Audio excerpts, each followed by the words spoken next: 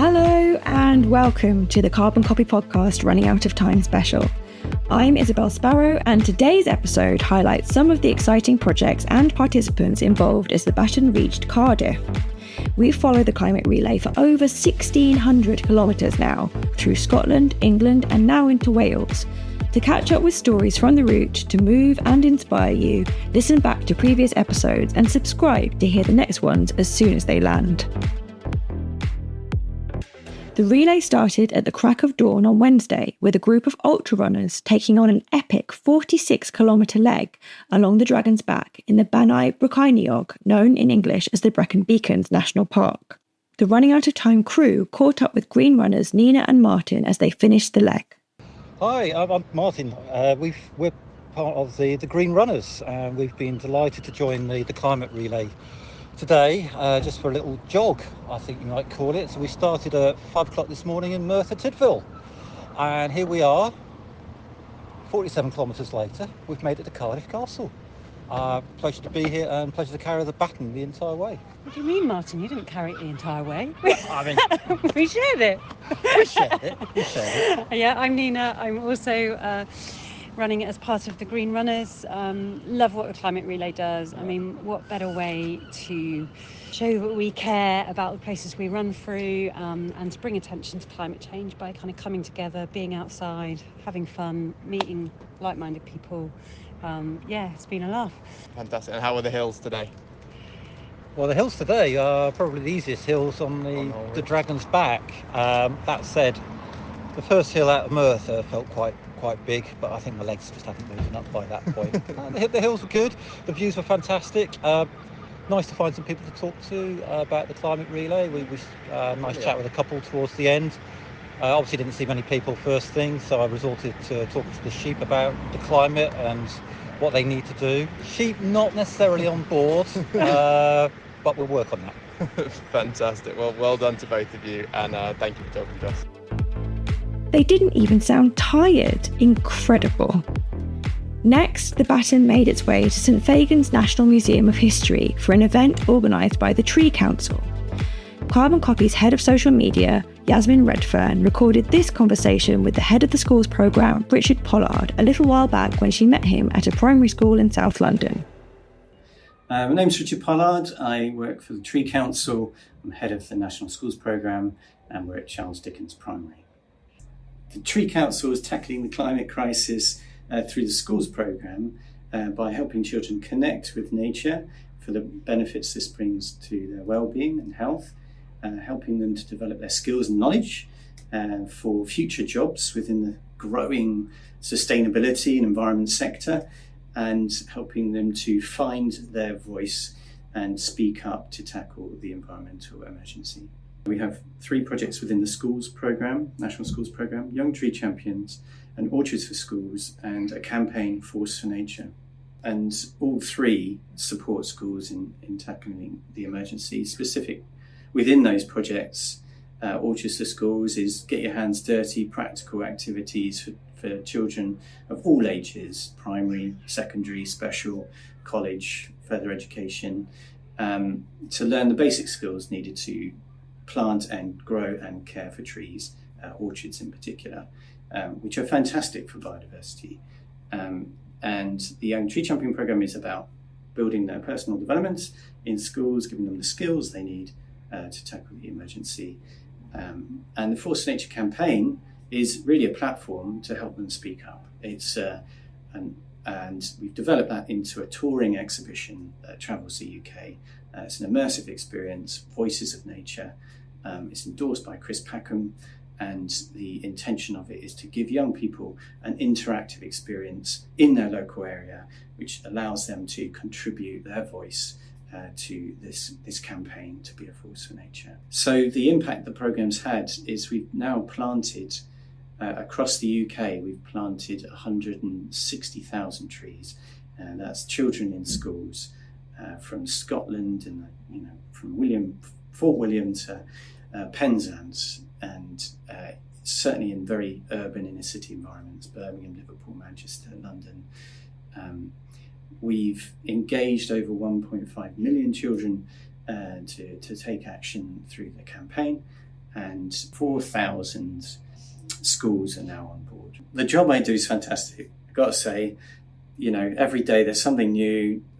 You get this honourable opportunity to meet children from all over the country who are just so passionate and so believing in the changes that they can make, and it's so lovely to see that happening over time. Some schools have been involved in the project for 3 or 4 years now, and it's a transformation. It's brilliant to see. But I've got to say, coming to this school, Charles Dickens Primary, I've been to hundreds and hundreds of schools. But when I first came here, not very long ago, back in March, it's a brilliant school. There's so much going on. You've got classrooms on the roof, you've got playgrounds on the roof, and gardens on the roof, and you've got these amazing spaces in such a tightly packed urban environment. The school is making the most of every single inch of ground space that they have, from Forest School Camp to brilliant sort of areas for children learning outdoors. Every classroom appears to have an outdoor space, and the school takes recycling and harvesting rainwater and all the sustainable actions that help schools reduce their energy bills very, very seriously. So it's been inspiring. We've taken quite a few of the ideas and we're using them, sharing them across the network, so other schools are very interested in learning more from what Charles Dickens is doing and implementing in their school. So that's been inspiring for sure. The Running Out of Time relay is a really exciting opportunity for us as Tree Council, and we're doing 2 events whilst the relay is running. We're at Birmingham NEC, the Big Bang, which is a STEM event, science, technology, engineering and maths. It's a national event. Then we're picking everything up, literally, and transporting it to St Fagan's National Museum of History, based in Cardiff. And there we're hosting a festival and an expo. So we've got an installation, a woodland blade, and also we've got Voices of Nature, which is the immersive experience. And it's a chance for schools in Wales to get involved in the Force for Nature campaign and understand the importance of tackling the emergency. The relay's coming to us, so that's great. And then they've got an interview of us in the studio, and it'll be a great day. The relay then continued through Cardiff via the Senedd and ended the evening at the beautiful Railway Gardens in Splot, home of the wonderful Green Squirrel. Producer Brad visited the Railway Gardens back in May and recorded this chat with Green Squirrel co-founder Becca Clark. So hi, my name is Becca. I'm from Green Squirrel, and we are a social enterprise based in South Wales, helping people come together to act on the climate and nature crises. Railway Gardens, where we are here today, is a place for people to come together, to share skills, to learn new skills, to basically help create a stronger, more connected, greener community. So the idea behind Railway Gardens really came from local people. We started off many years ago now with a very small space, a very small community garden just over the railway over there. And unfortunately that was taken away from us. It was not able for the community to access it anymore. So we wanted to find another space for our community to essentially grow food and come together. And then when we found this space and we started asking our community what they would do with this larger space, they came up with so many ideas and so many different wonderful things that they want to see happen in their community. And that's what's created Railway Gardens.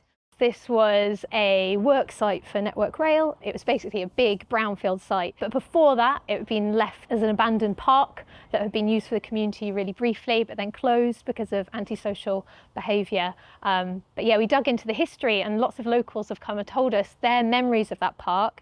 And even prior to that, we found pictures that this used to be local allotments. So it's almost like we've come full circle and restored it back to a community space that's been used for food growing.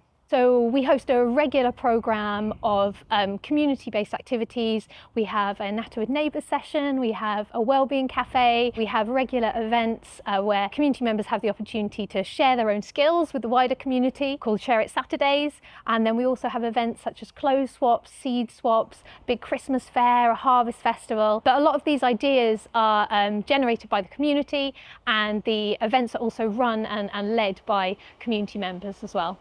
I think the type of climate action that we love to see every day here, and we see it happening in people's everyday lives, which is beautiful, is when people take something they really care about, their passion, and link that up with climate and create an action. So we have a creative writing group here, and one of the members wrote a beautiful poem really about their childhood and their connection to nature and how that's changing with climate change. And that really spoke to me, and something that's led on from that is that person's been so passionate about it. They've now applied for some funding, and we've been able to help facilitate them to create some workshops with the local community to help other people explore that connection to nature and maybe express it in creative ways. So we really love it when people find something in their life that they really care about and connect it to a climate issue, and it becomes a really powerful action. If someone else was going to set up a project like this in their community, I'd say the best thing to do is ask for help from other people in your community, from your friends, from family. You never know what skills might be out there that can help you. And maybe don't be put off by a few initial barriers, because it's those barriers that will make your project stronger and will mean it's going to succeed in the long run. If you'd like to find out any more about Green Squirrel or the Tree Council, check out the links in the show notes. The Carbon Copy podcast is written and presented by me, Isabel Sparrow. Editing on this episode was by me and by Bradley Ingham. Additional material recorded by Yasmin Redfern, Rohan Date and Harry Hughes. Thanks so much to all the guests featured on this episode, and thanks to you for listening. We'll be back tomorrow with a jam-packed episode covering relay events from Bristol and Bath, so until then, goodbye.